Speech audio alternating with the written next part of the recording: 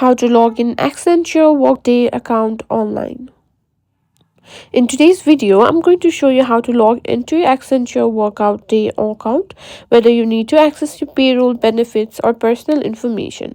Workday is the platform that handles all of that, so let's walk through the login process together, step by step. First, open your web browser and head over to Workday login page for Accenture. You can simply type Accenture Workday login into Google, or you can go directly to the URL provided by the employer, which is usually something like https://www.myworkday.com/Accenture. Now simply tap on the first one.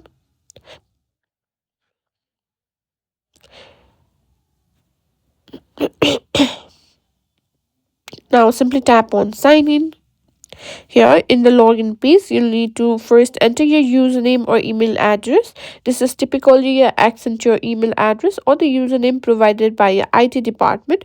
Be sure to type it carefully. After entering your username, you'll be prompted to enter your password.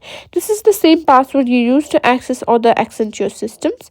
If you've forgotten your password, you can click the Forgot Password link to reset it. And that's it. Once you've entered your credentials and completed any authentication, click the sign in button. After successfully logging, you'll be taken to your Workday dashboard.